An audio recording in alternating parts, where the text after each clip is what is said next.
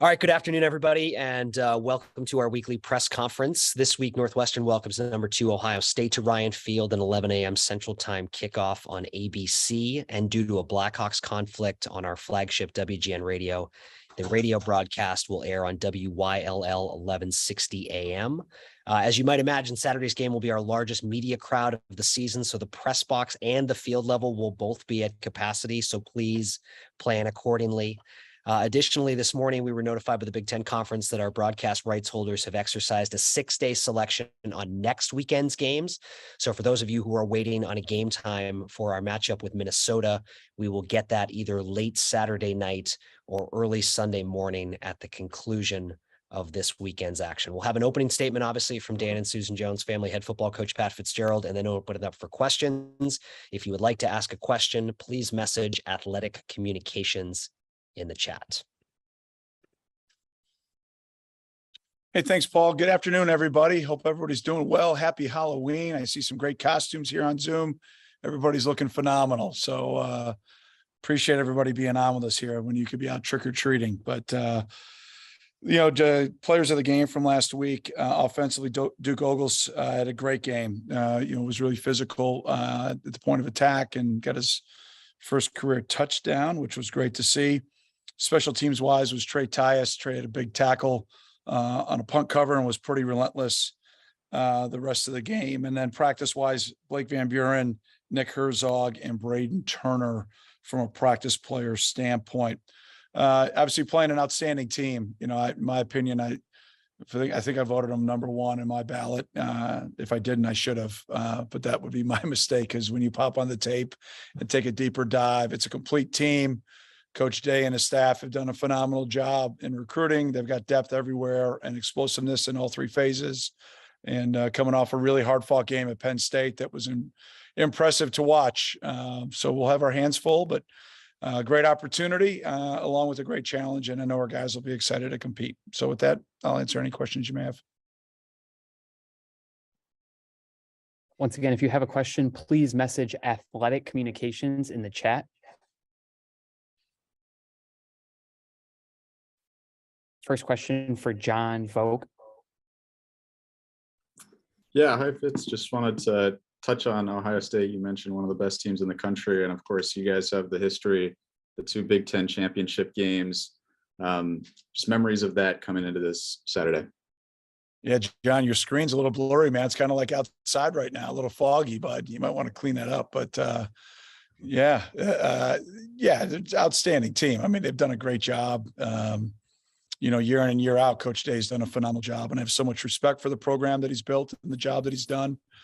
I just think they play as, a complete game, and they have for a while. We've been fortunate enough to earn the privilege to compete against them in the Big Ten championship game. We obviously won't be there this year, but we've had the privilege to do that. And, we've earned that in the past, and, we'll earn it again in the future. I have full confidence in that, but they're playing at a really high level and really impressive fourth quarter on Saturday. We got obviously crossover tape getting ready for the Hawkeyes, saw them in the game that week, and they played really, really well. And, I thought, just a really tough place to play in Happy Valley and the environment they were in. And I thought we thought collectively that they just handled it incredibly well and made the big plays down the stretch that they needed to win. Really impressive. Thank you. Louis Vicaire. Hey Fitz, happy Halloween. Thanks, So the last time you played Ohio State was obviously, like you just said, the 2020 Big Ten championship game. And, since that game, it's, last 2 years, you've been 4-16. The question I'm getting already from Ohio State media and folks are, what's happened to Northwestern? So I thought I'd ask you, big picture, what's happened to Northwestern these last 2 years? Well, we've lost games, that's what's happened, and you look at the why. It starts with turnover ratio. That's been a huge component to our lack of, wins, and then obviously our explosive play battle, offensively and defensively collectively. Third, making the plays that need to be made down in crunch time, especially this year, that need to be made to win games. We get, opportunities to, win, in my opinion, frankly, almost all the games that we've been in. We probably didn't play well enough in the Wisconsin game, frankly, but the rest of the games we had ample opportunities and we weren't able to capitalize on that. And then, 2020 team, we graduated a lot of experience and, we were, when you look at where we're at now and where we've kind of been at, we got a lot of, guys that are growing up on the field and they're going to get better and they're going to improve. And we're not where we want to be. There's no doubt about that from a record standpoint, but, we've got a plan to get that back and it's, one rep at a time and, one guy getting developed more and more at a time and, continuing to add competitive depth. So it's not rocket science. Thank you. Yeah, you bet. Bradley Locker. Coach, now that you had a chance to rewatch the tape from Saturday's game in Iowa, just wondering what message you sent to the team this week and how you guys are preparing for battle against not only the Buckeyes, but the rest of the season. Well, all that mattered was today. I don't care about the rest of the season and I'll worry about the Buckeyes Saturday, but we're game planning for that right now. We got to play better football, right? We got to start faster from Saturday. We started fat. We thought we had that bug fixed. Obviously we didn't, but we come out, we get a big stop, we get a score, we get chances to get off the field. And unfortunately, like I said, after the game, I thought the 54-yard field goal was a big play in the game.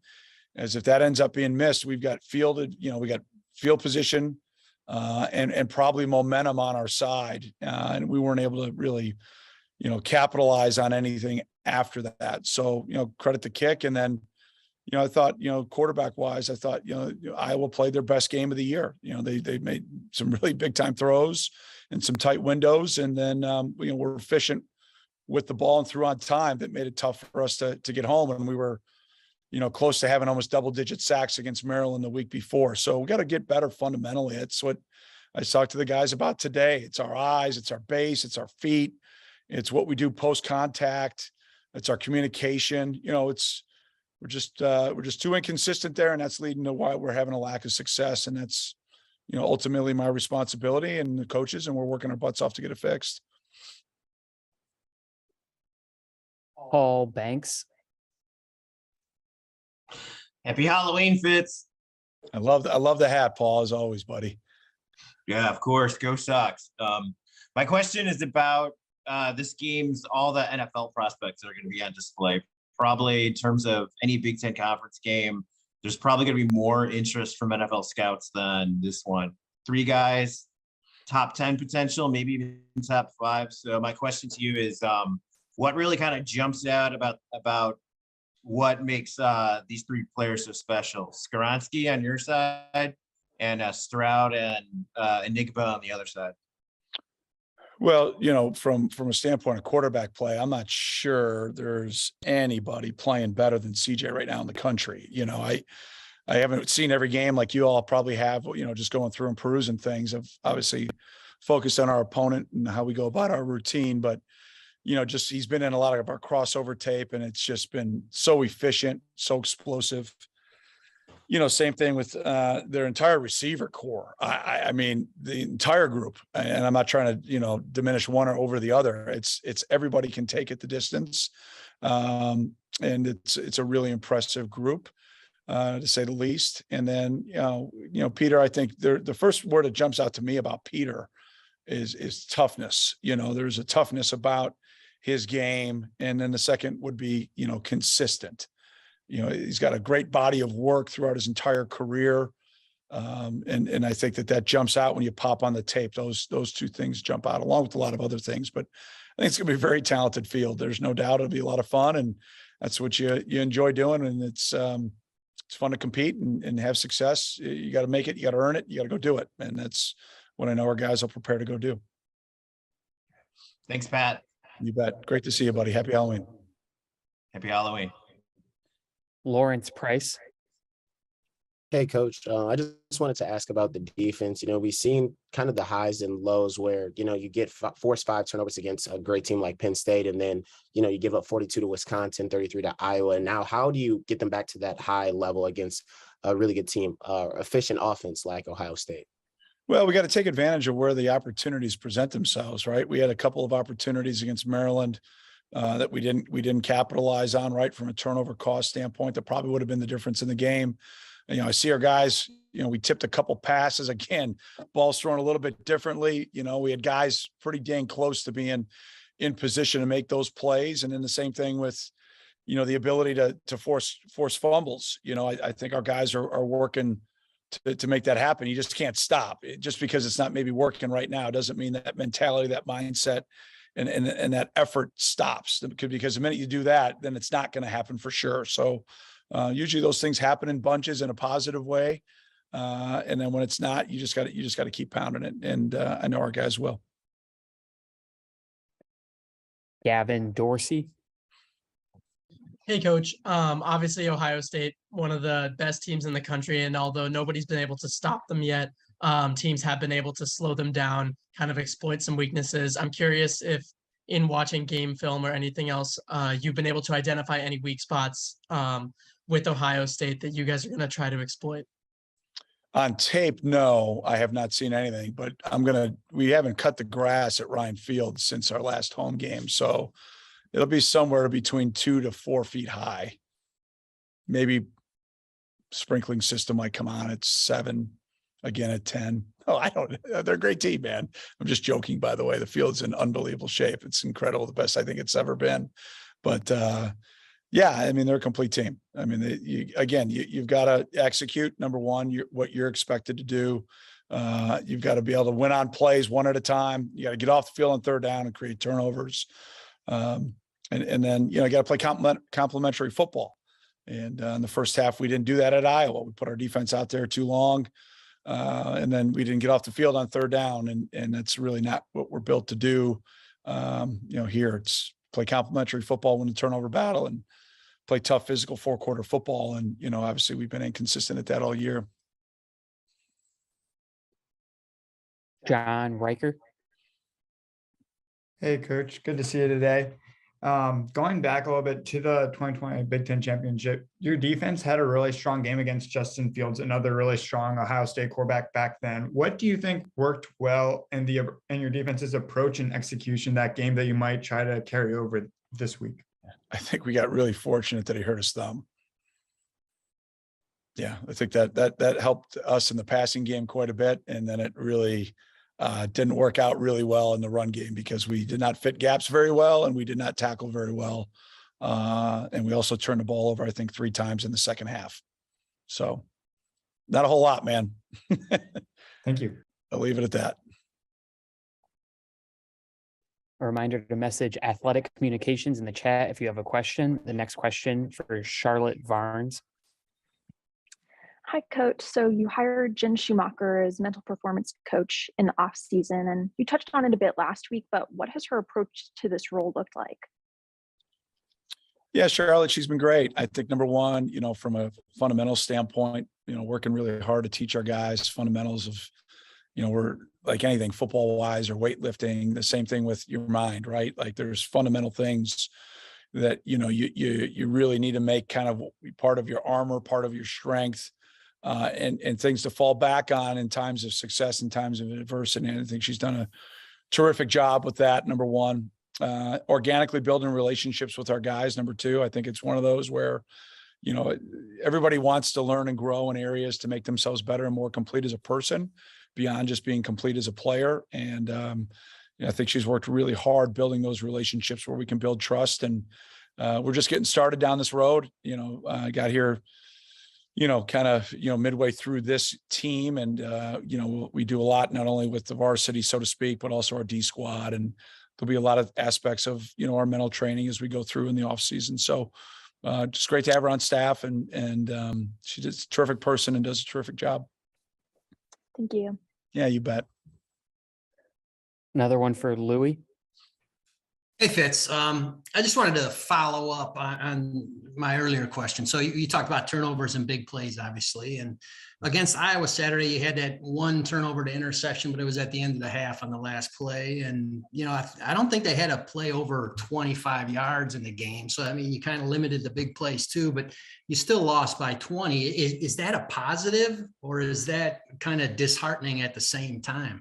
No, it's not disheartening. And no, it's not a positive. It's disappointing. We had, we've got the ball at the 22-yard line, self-inflicted wound you know what I mean? Like there were a lot of opportunities there that we just didn't capitalize on.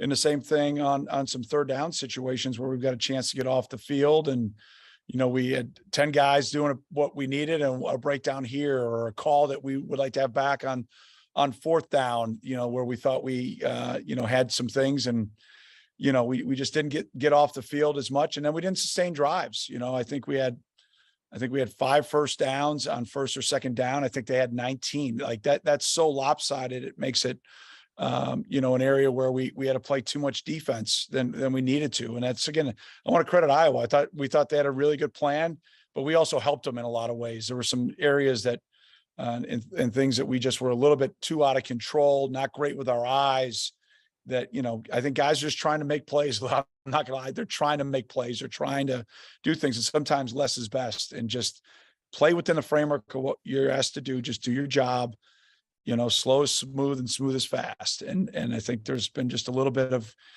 some guys that are just trying to do too much. And their care and concern is great.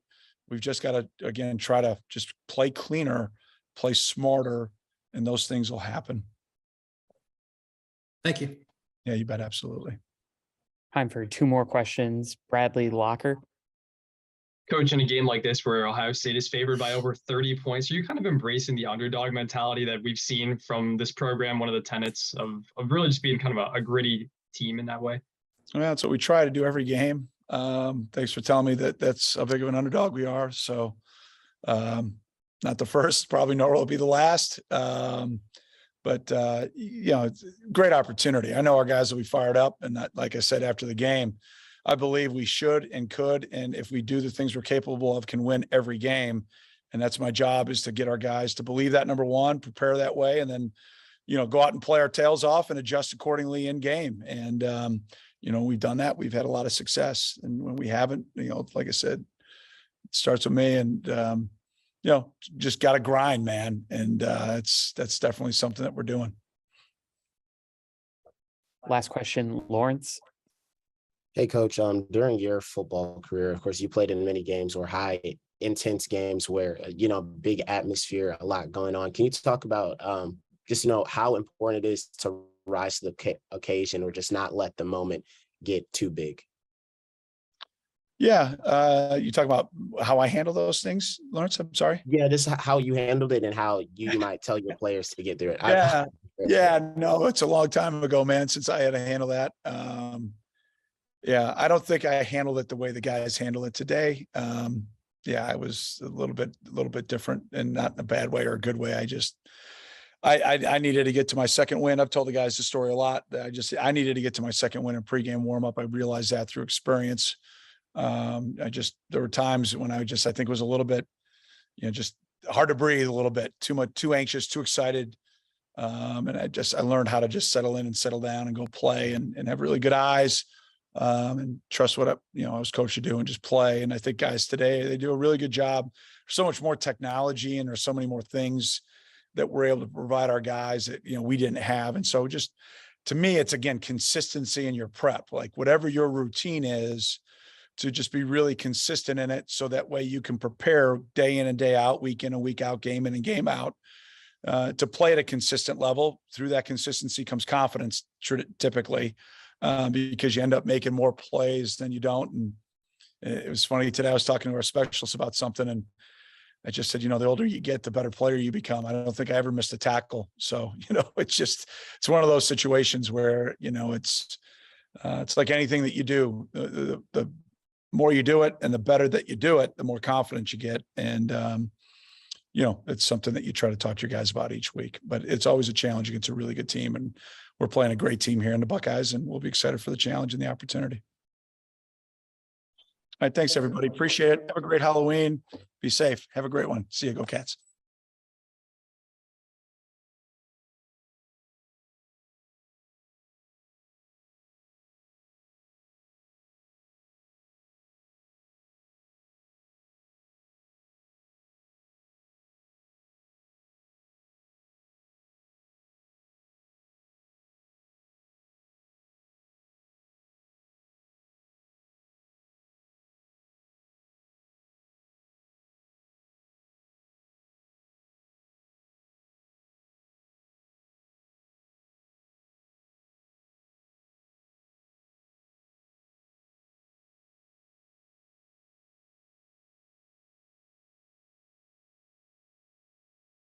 and we'll get you added to the queue.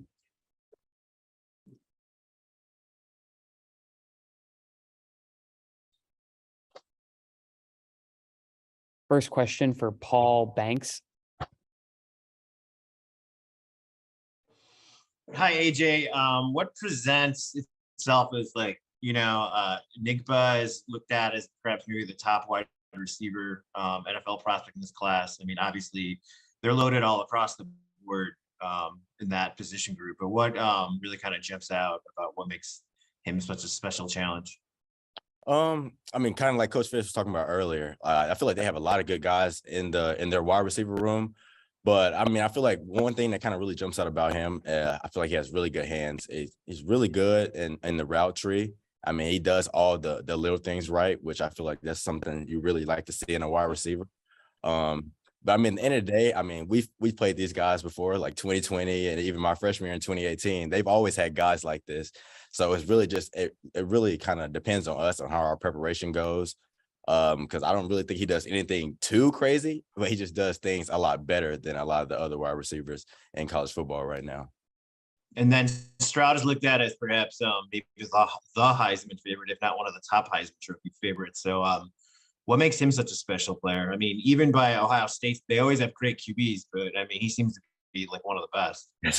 That's what I'm saying. I mean, if you just turn on the film, the throws he's making week in, week out, like the way he's keeping his team composed, he's keeping his team together. And then the biggest thing is just how they're emotional on the field, like the way they're able to have fun and just him being a leader. I think that's one of the biggest things he does very well. I mean, we see it week in, week out. I mean, the film is there. Like they have great games.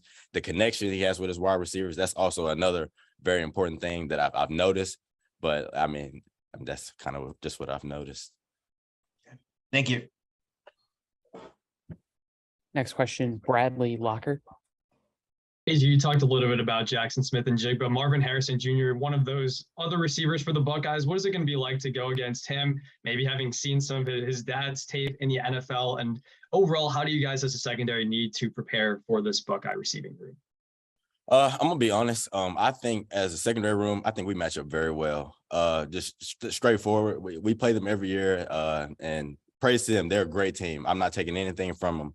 But I think what we need to do first is take a step back. It started today in practice. It started in film, just looking at our breakdowns, just doing the little things right. I mean, I feel like going into the game as a secondary, we got to play with that fire. Like we have a lot of good young talent, and I got some seasoned vets too.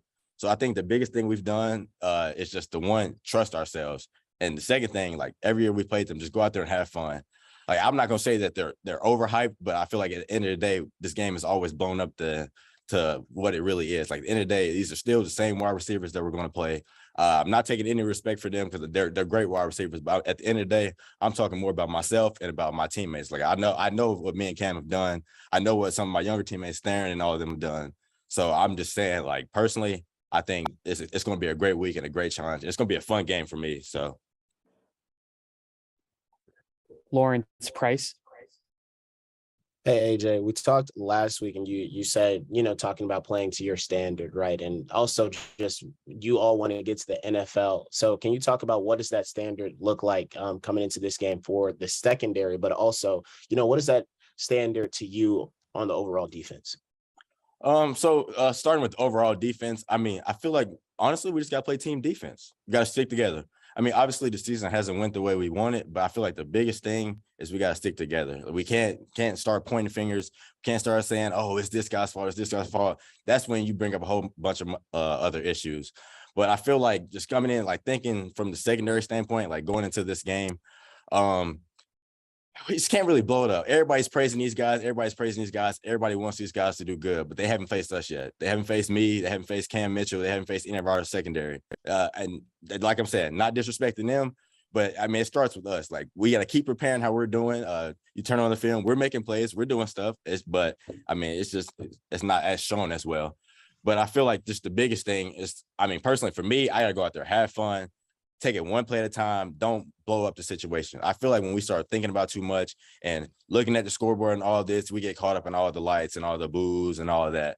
But at the end of the day, just take it one play at a time and realize there's money out there to be taken. So go out there and take it and have fun. I mean, that's simple.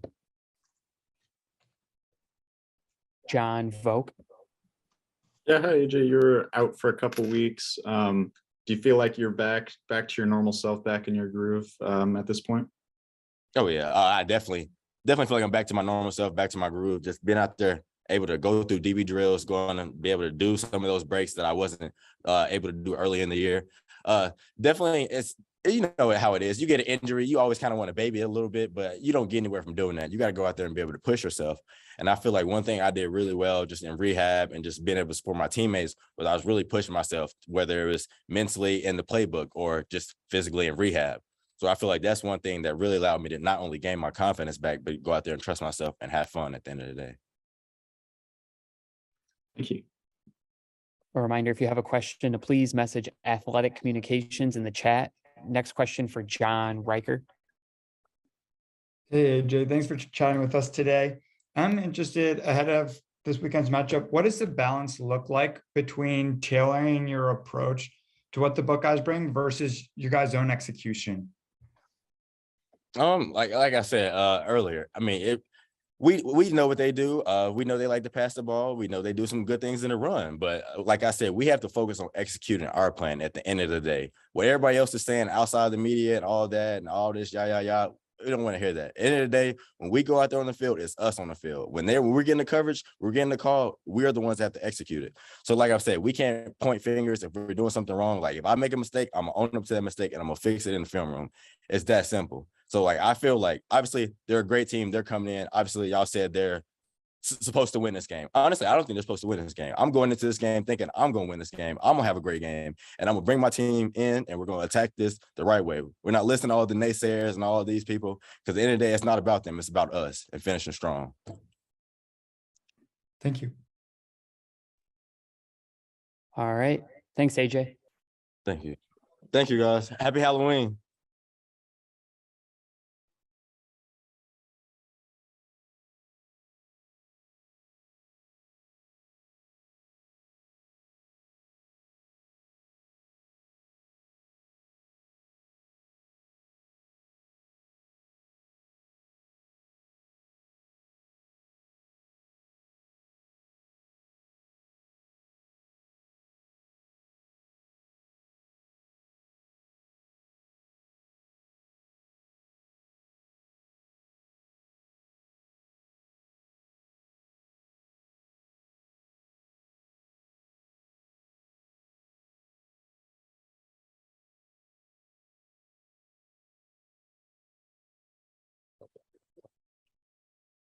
All right.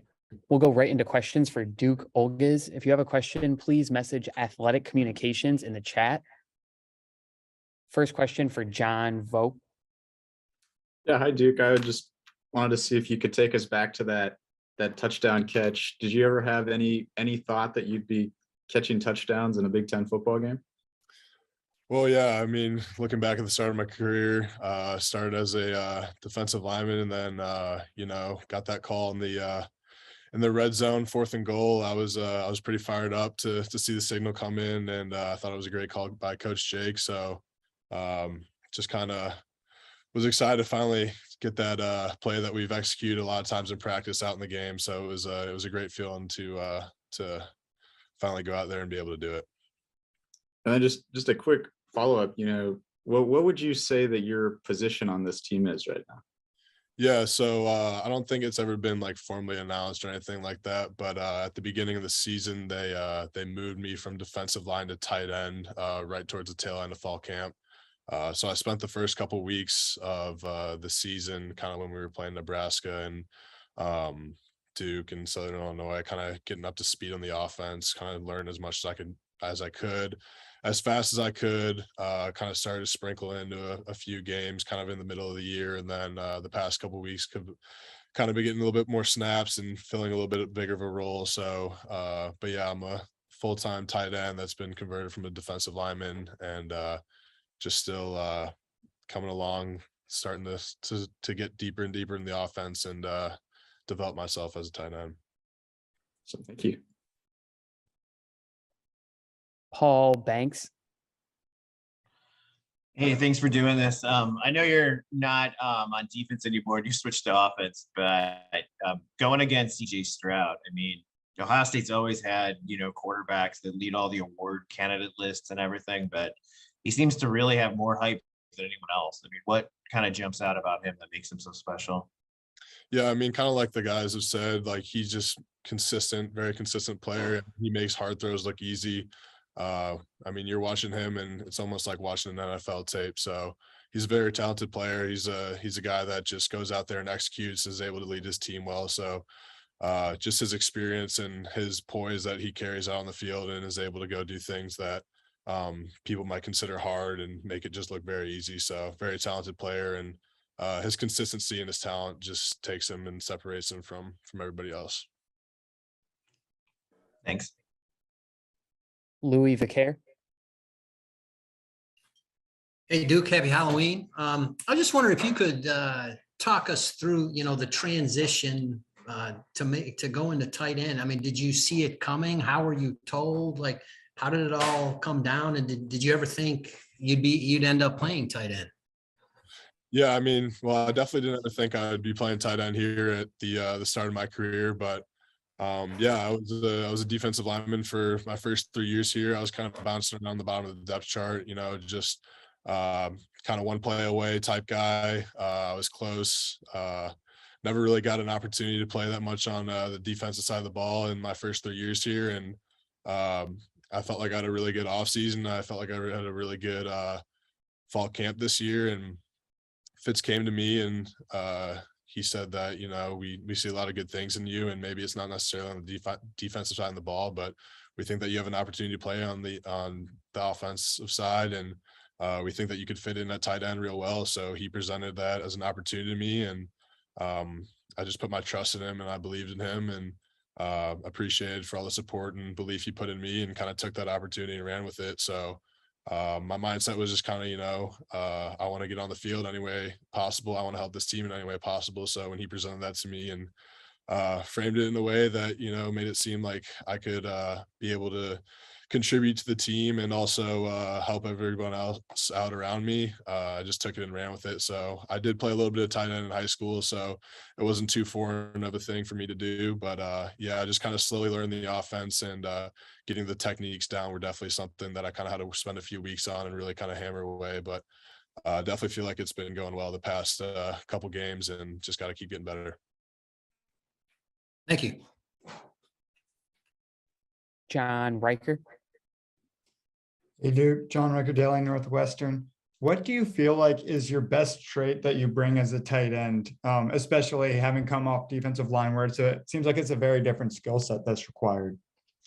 Yeah, I would just say my versatility. I feel like being a bigger size tight end and just being able to block, and then also just having some speed and being able to go out in routes and be a little bit of a passing threat. So I feel like just the combination of being able to block and run routes. Obviously, I feel like I'm definitely better at blocking right now, just because of all the D-line experience and all that work that I put in the past couple of years. So that's obviously coming a little bit more natural. So just working on making my routes a little bit more crisp and kind of learning coverages and all that stuff are things that I need to keep getting better at. But I think my versatility in those two aspects are kind of helping me in the tight end position.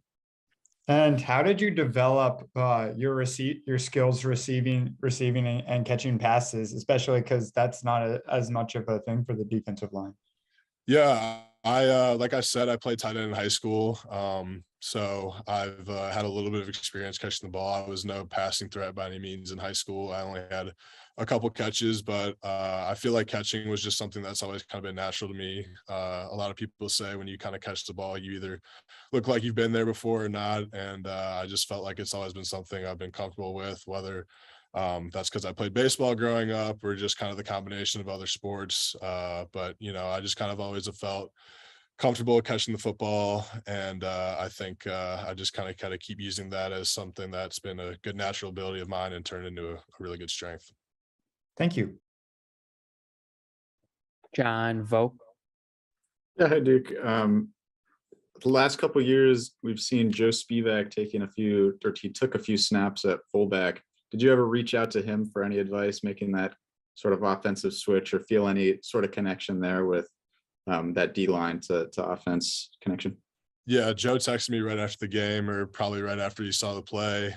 He just texted me exactly the play that they had in for him when they were moving him over to the jumbo package. So that was just awesome to get on my phone after the game and see that. So, but yeah, Joe was a guy I looked up to on the defensive side of the ball, just an outstanding leader, a guy that came in every day with the right attitude and a great work ethic. And just credit to him for having some of that rub off on me and just being able to stay consistent and find my own path here. So, yeah, I texted Joe after the game and just kind of enjoyed that moment with him because he was in the same position as me. A D-line kind of converted into a jumbo specific package, but yeah, he was definitely someone I looked up to and was happy to hear from him after the game.